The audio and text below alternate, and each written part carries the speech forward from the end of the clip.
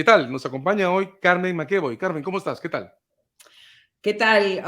Un gusto estar contigo, César, para conversar sobre patrias andinas, patrias citadinas. Un saludo para tu público desde Suani, Tennessee. Muchas gracias, Carmen. En efecto, Carmen McEvoy acaba de presentar Patrias Andinas, Patrias Citadinas, en coautoría con Gustavo Montoya. Carmen, en el comienzo de este texto, al presentarlo, ustedes aclaran que no van a alcanzarnos esta vez un ensayo puramente académico, sino un texto al que podamos acceder, que podamos comprender, que pueda inspirar nuestra lectura. Y nos presentan una historia que se encuadra entre 1821 y 1829, el final del periodo de los libertadores. Carmen, ¿por qué comenzar mirando el ciclo 1821-1829?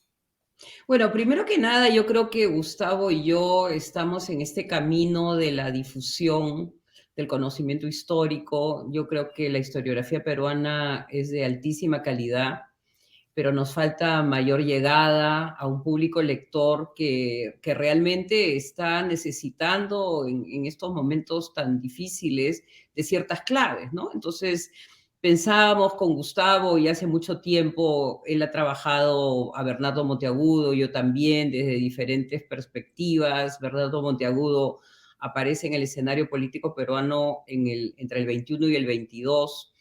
Entonces, nuestra idea era ver esos años formativos, ¿no? Y por eso se llama la República Naciente, ¿no? Cómo ocurre este parto difícil y cómo este parto difícil va a dejar huella en la política peruana de las décadas por venir.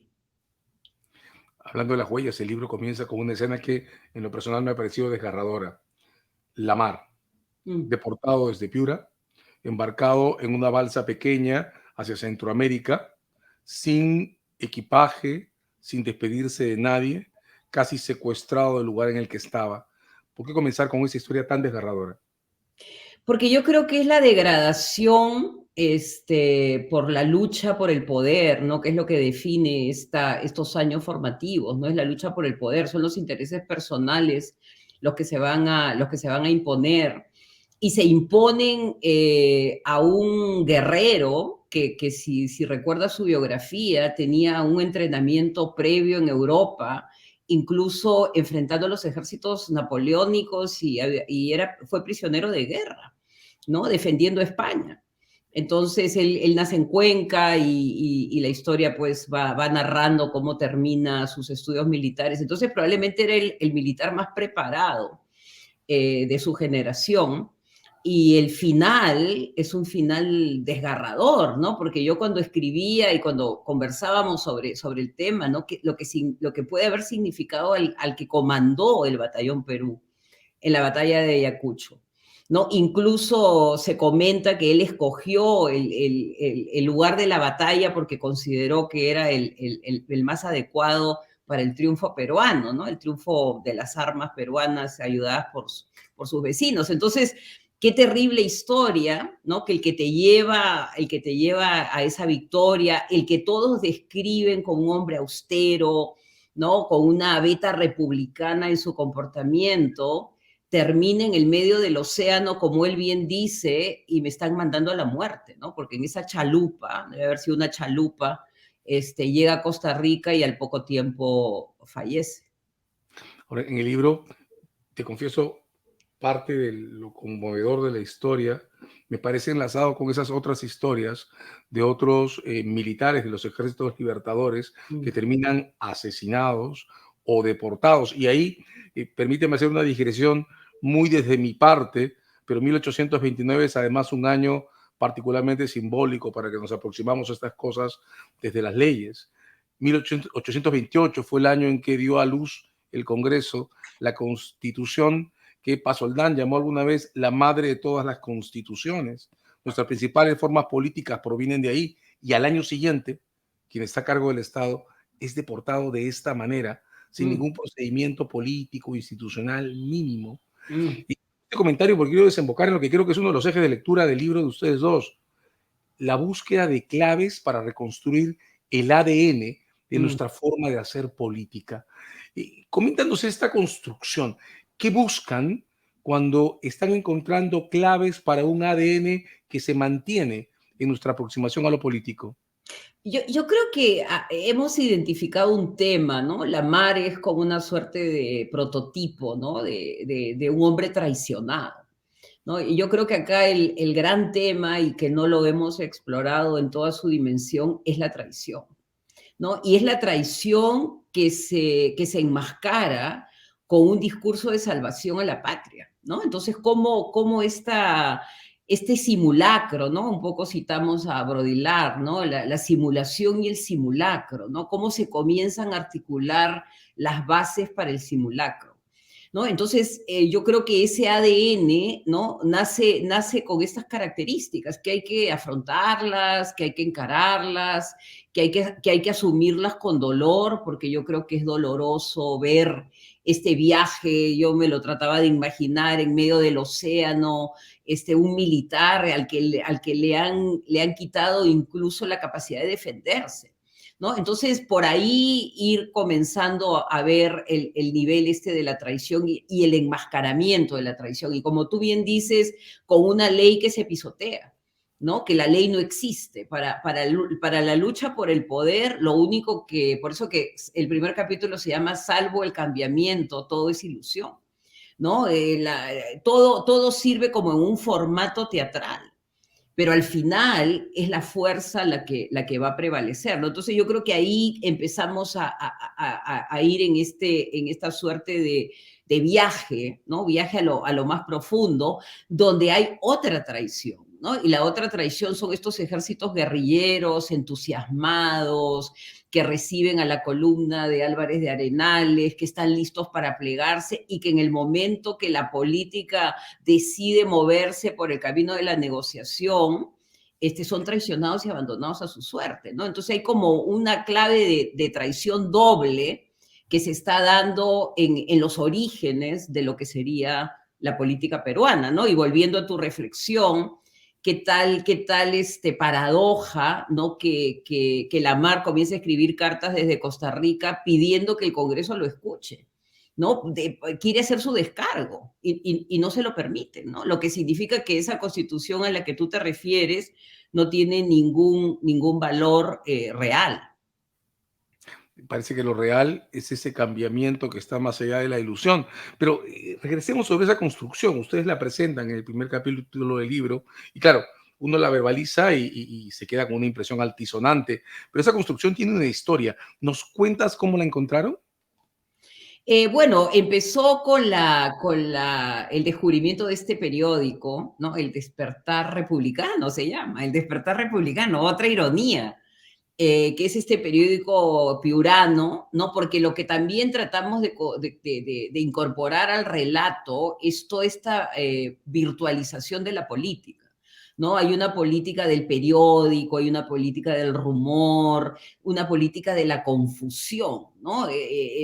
Yo pienso que la audiencia, los primeros ciudadanos de esta república están confundidos de todo lo que ocurre, ¿no? Entonces dicen, pero bueno, pero él era el comandante del batallón Ayacucho, ¿por qué dicen que quiere entregar el Perú a los gran colombianos? La mentira, ¿no? Entonces el despertador republicano un poco fue esta campanada de alarma, ¿no? De tratar de ver cómo se justifica, cómo se legitima este golpe y después este cambiamiento, y después comienzas a ir a remontarte a Asnapuquio, ¿no? Que es un poco la madre de todos los golpes, que es el golpe contra el virrey, ¿no? Y es que es muy parecido, se moviliza la prensa, se le acusa de ser un mal militar, de estar poniendo en peligro a las posesiones españolas en América. Entonces se va construyendo, ¿no? Una motivación extralegal, ¿no? Tú que eres abogado, penalista, todo es extralegal, pero funciona, ¿no? Funciona porque es una combinación de la fuerza y de esta suerte de ficción, ¿no? De la que se va convenciendo al público de que hay un traidor, de que no es peruano, ¿no? Y él ha nacido en Cuenca, que era peruana, peleó en Ayacucho, tiene la nacionalidad peruana por el derecho de haber peleado ahí, ¿no? Entonces, la mentira aparece también, ¿no? Entonces lo que nos llamó la atención fue este elemento de ficción para poder justificar algo en lo cual es algo que les resulta, ¿no? Que funciona y que es el final, ¿no? Porque lo que también se plantea ahí, que esto es la nacionalización del golpe, ¿no? El golpe aparece como un elemento extraño que traen estos oficiales españoles y al final termina nacionalizado y se convierte en un instrumento extralegal para manejar y administrar el poder. Un instrumento extralegal en una política que parece definida en un canon. Hay una construcción, la otra construcción que atraviesa todo el texto es esta, la virtualización. Hay una reminiscencia en el texto a un artículo tuyo, el que se refiere a la independencia controlada, donde de alguna manera Mm, se asigna la virtualización de la política al modo en que San Martín intentó construir un entorno que le permita entrar a Lima sin el nivel de confrontación física violenta que venía de ver en Chile, en la capitanía de Chile.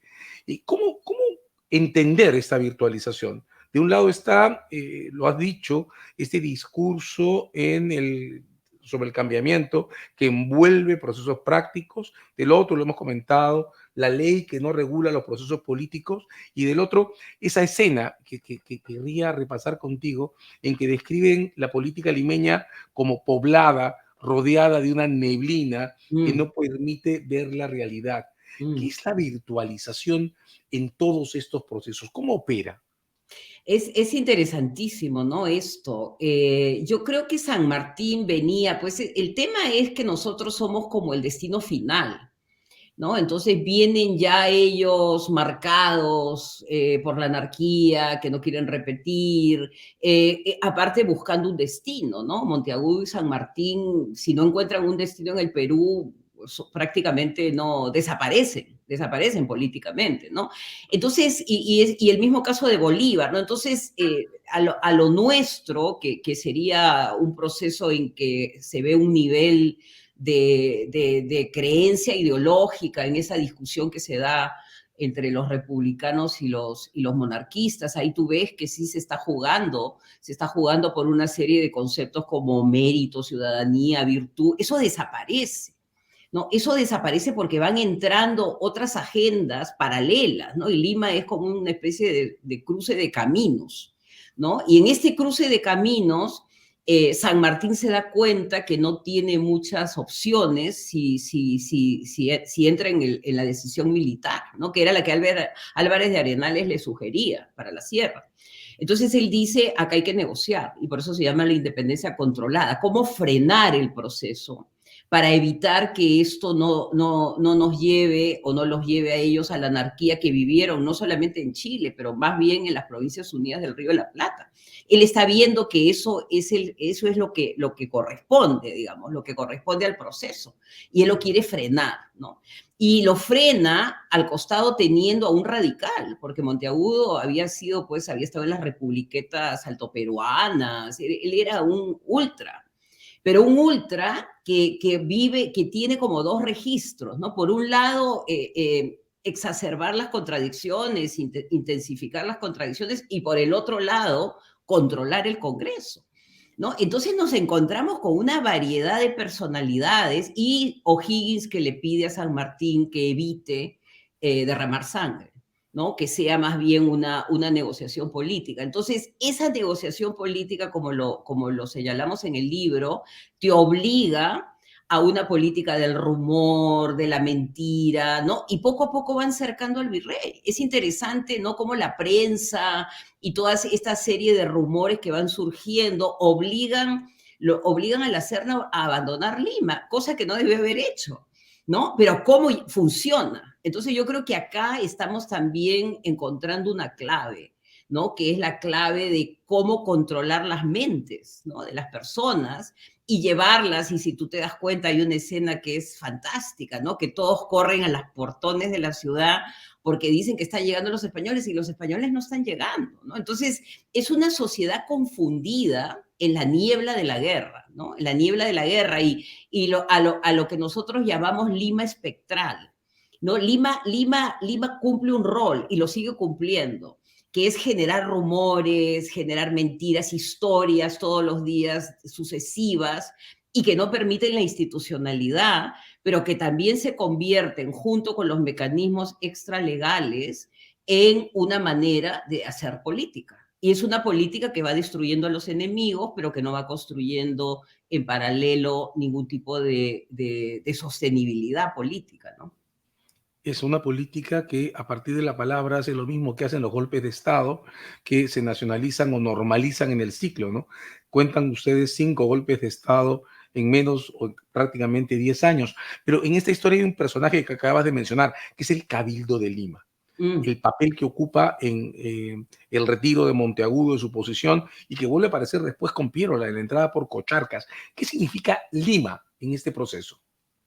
Bueno, Lima, pues es el centro simbólico, ¿no? Yo creo que San Martín también no se atreve a destruirla, ¿no? Porque una entrada militar violenta hubiera significado la destrucción de este bastión, ¿no? Que la mentalidad de todos los, digamos, los sujetos coloniales es importantísimo, ¿no? Entonces Lima sigue siendo una ciudad de la fantasía, digamos, ¿no? Es el lugar donde están los huesos de los santos, es el lugar de las riquezas eternas, a pesar de que está venida menos, a pesar de que todos los viajeros la describen como una ciudad que está pues en decadencia, pero que sigue ejerciendo un poder simbólico. Yo creo que es el poder simbólico de la palabra, es el poder simbólico de haber logrado articular, ¿no? Este elemento de virtualización de la política que se le asigna desde muy temprano. Y entonces la pregunta queda, ¿qué hubiera pasado si la solución hubiera sido militar como la planteaba Álvarez de Arenales? ¿No? ¿Qué hubiera pasado si Tarma, en algún momento, como lo propone, hubiera venido a liberar a Lima? ¿No? Otra hubiera sido la historia, probablemente, donde las periferias hubieran tenido muchísimo más poder, donde la política se hubiera vuelto real, ¿no? Porque lo que ocurre en Tarma es fantástico, la soberanía pasa al pueblo, ¿no? Hay todo porque están fuera de este circuito virtual, ¿no? Que se está viviendo una política más real. Pero al abandonarse ese modelo, quedamos con este, ¿no? Quedamos con este y con el otro, que digamos se van desarrollando de manera paralela, ¿no? Y son los que determinan lo que va a ser la política peruana para las décadas, incluso para los siglos futuros. Tiene una Lima que se presenta a sí misma como si siguiera siendo la poderosa capital del virreinato, y llegan a decir, en medio de una situación que luego de la salida de los españoles y todo lo que se llevaron, termina más bien caracterizada por una debilidad tal del fisco que las Mm, tropas acantonadas en los alrededores aparecen deambulando a lo largo del mm, libro, ¿no? Y enrolándose en cuanta conspiración pueden encontrar. Pero el libro lleva a un asunto que normalmente en el modo de contar las cosas que predomina fuera de la academia pasa por invisible, que es la reacción de las ciudades del interior, mm, Tarma, pero no solo Tarma. Y ahí hay un encuentro fuerte entre las cosas que tú y también Gustavo han venido publicando antes, mm. en la historia real, la que no siempre se cuenta. ¿Cuál es el papel de las ciudades del interior? ¿Cuál es el papel de los montoneros y de las guerrillas que se organizan en este proceso que transita hasta el 29? Claro, la primera parte, Lima siendo testigo de una suerte de destino fatal, ¿no?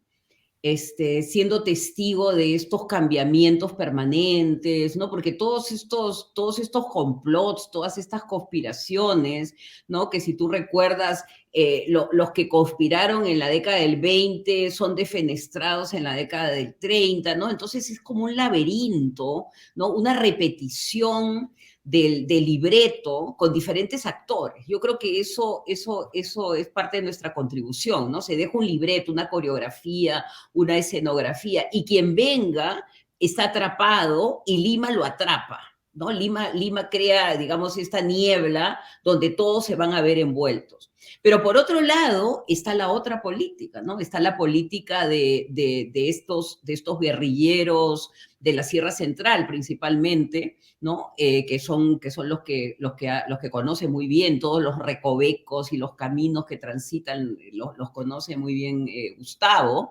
¿no? Que apuestan por la libertad.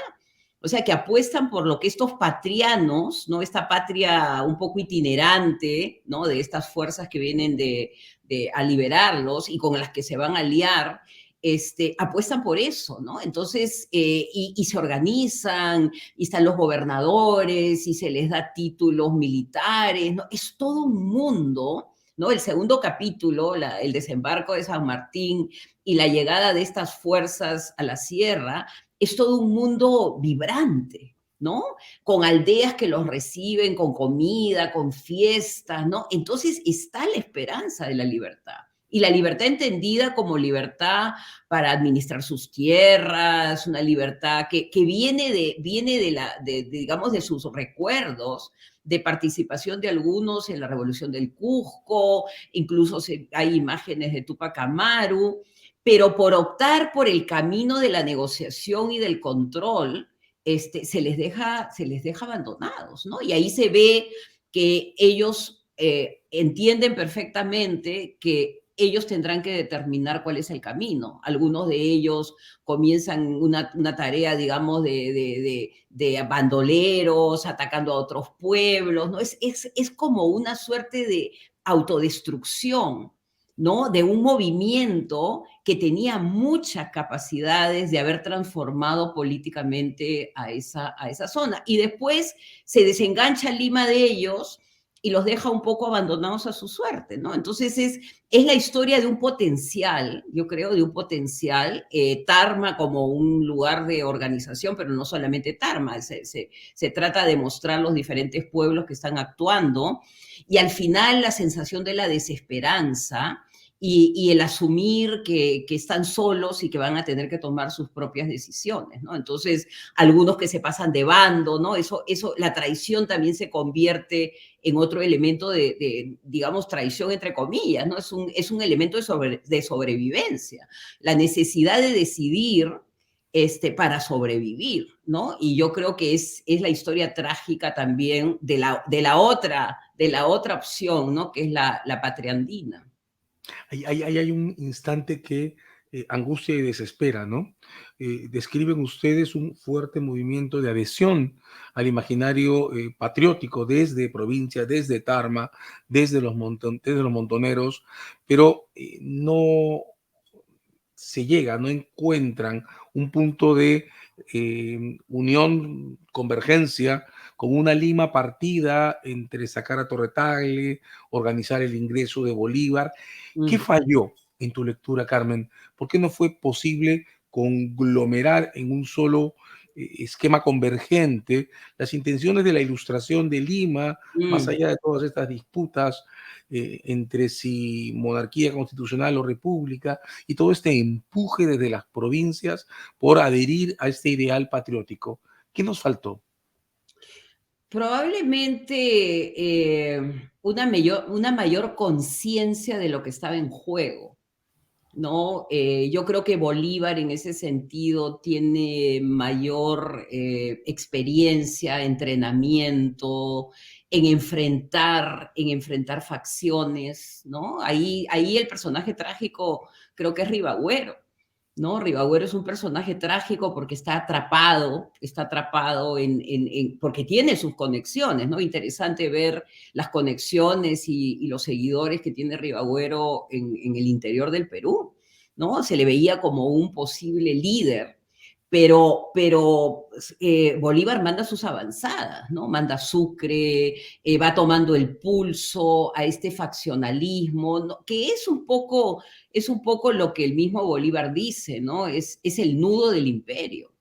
Entonces, cuando los imperios se fracturan, cuando los imperios entran en proceso de disolución, es muy difícil poner a las partes juntas o tratar y sobre todo cuando hay una confluencia, yo creo que acá la parte también que se describe muy bien, una confluencia de ejércitos internacionales, ¿no? Y son ejércitos internacionales que vienen de haber luchado, que vienen probablemente, igual que llegó Monteagudo y San Martín, con la posibilidad de que es ese lugar donde se les va a dar lo que ellos realmente merecen, ¿no?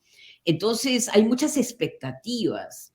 de lo que el Perú les puede ofrecer. Entonces, por eso que se convierte el Estado peruano en un botín. O sea, es inicialmente un botín que se disputan, pues, granaderos, gran colombianos. Lentamente estos personajes van saliendo del escenario y queda la disputa del Estado como botín entre los nacionales, ¿no?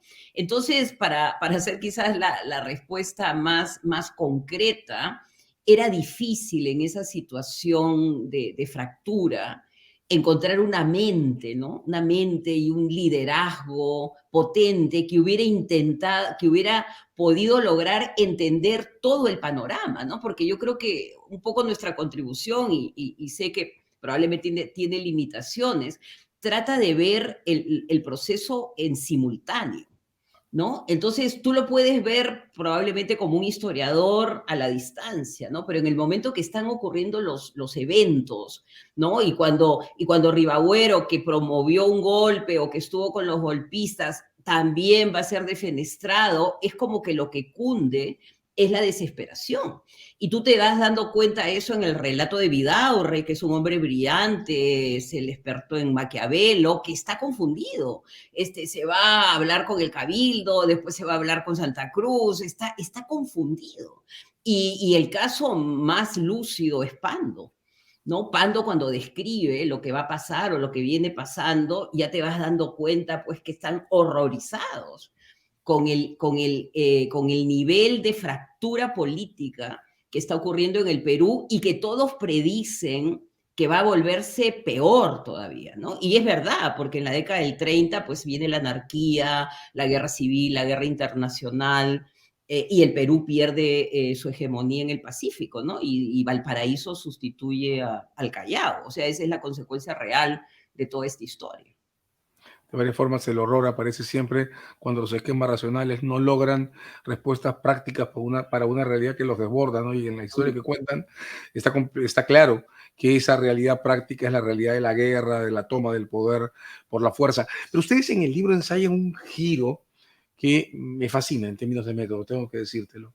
Porque luego de plantear estos ejes, ciudades interiores, monarquía, república, golpes, república fallida, introducen historias de vida y Mm. caminan hacia una reivindicación final sobre la esperanza, que no voy a anticipar para dejar con las ganas a quienes todavía no te han leído, a través de la recuperación de historias personales. Mm. Cuéntanos un poco cómo hicieron ese giro y qué encontraron en la reconstrucción de las vidas de los hombres y mujeres que cuentan en el libro. Claro, porque ante un panorama tan desolador, ¿no? Es como que el Perú no tiene un horizonte, ¿no? Es un poco soltar a todas las fuerzas, ¿no? Que un poco están propiciando tu pregunta, ¿no? Tu pregunta es, ¿pero qué pasó? No pudo haber una solución, no hubo liderazgo, estas fuerzas desatadas no encontraron una conducción, y entonces ahí llegas a la conclusión que el Perú sigue adelante en lo cotidiano, en las vidas de cada cual, ¿no? Y que son heroicas.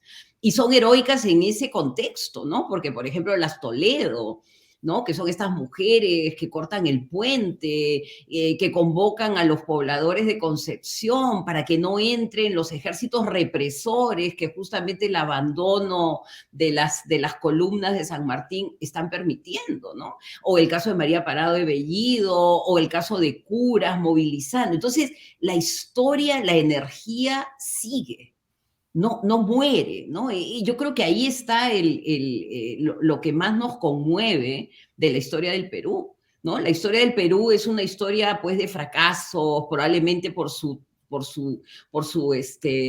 geografía tan diversa, tan complicada, tan difícil de remontar, sus ambiciones desatadas. Hay que pensar también, era lo que hemos también agregado, ¿no? Que hay una necesidad de movilidad social muy temprana, ¿no? Y esta movilidad social muy temprana se canaliza en estas múltiples conspiraciones, ¿no? Porque, como en algún momento decimos, ya están conspirando los sargentos, los cabos, ya todos están conspirando, o sea, ya son mecanismos o maquinarias conspiracionales que te van a permitir un mejor lugar en el Estado peruano, de repente una prefectura, una subprefectura, ¿no? Entonces, yo creo que eso es entendible, porque la independencia promete y no cumple porque todo se está derrumbando y como ocurre en los infartos, digamos, el mismo cuerpo crea sus venas alternativas para seguir viviendo, ¿no? Entonces yo creo que esa movilidad social se logra de una manera perversa a través de la corrupción, pero paralelamente se están dando otras salidas, ¿no? Que son salidas heroicas, que son salidas ilustradas. En el caso de Toribio Rodríguez de Mendoza, una historia extraordinaria de un hombre de la Amazonía que es quechua hablante, que es doctrinero en la sierra, que enseña en el convictorio. Entonces, esas múltiples voces son las que son el sustrato para seguir adelante, creo yo, ¿no? Entonces, por eso que las aterrizamos ahí, porque dimos cuenta a través de no sé cuántos personajes que vienen de diferentes lugares que el Perú sigue caminando, ¿no? Y sigue caminando a partir del sacrificio, del conocimiento, José Gregorio Paredes con el escudo, hablando del trabajo, el mismo Vidaurre leyendo a Maquiavelo, y todo está ocurriendo en medio del derrumbe del sistema, ¿no? Entonces nos pareció que era una salida y un poco una salida esperanzadora, ¿no? Que yo creo que es algo que también tenemos que empezar a trabajar. ¿Cuál es nuestra contribución? ¿No? Siempre nos quedamos en cuáles son nuestros derechos, pero yo creo que acá lo que se ve en el último capítulo es los deberes, ¿no? Y si tú estás como ciudadano cumpliendo con tu deber, vas a seguir empujando pues esta república que en algún momento tendrá que encontrar su camino y su destino. De varias maneras, frente a un entorno hostil, con todos estos impases, estos desencuentros, ustedes presentan esas historias de vida.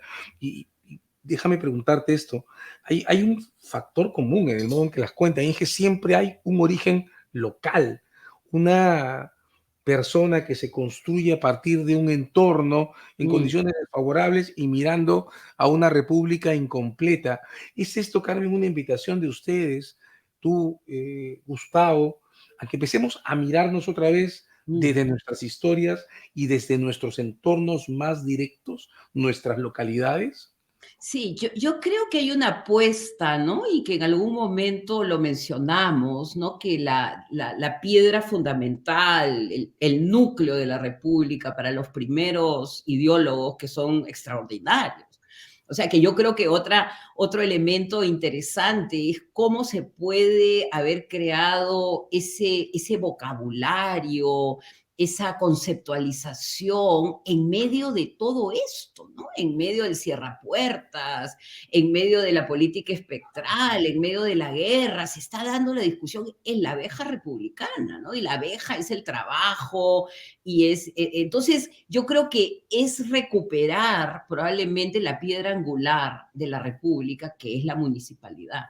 ¿No? Es el municipalismo. Ahí empezó, ese es el origen, ¿no? Porque los primeros liberales plantean a la república como dentro de un modelo federal, que ellos no lo van a poder, digamos, llevar a cabo por las condiciones prácticas que ocurrían. Pero regresar a la localidad también es parte del final de nuestra historia, ¿no? Porque las múltiples voces vienen desde las localidades. Sánchez Carrión desde Huamachuco, Rodríguez de Mendoza, su maestro, desde Chachapoyas, y así, las localidades, las Toledo, de Concepción, María Parado de Bellido de Ayacucho. Entonces, todas estas localidades nuevamente surgiendo, ¿no? Con conocimiento de causa, ¿no? Porque yo creo que lo que tenemos que hacer es también reconocer cuáles son nuestros problemas, pero con esta esperanza que va surgiendo nuevamente porque somos resilientes,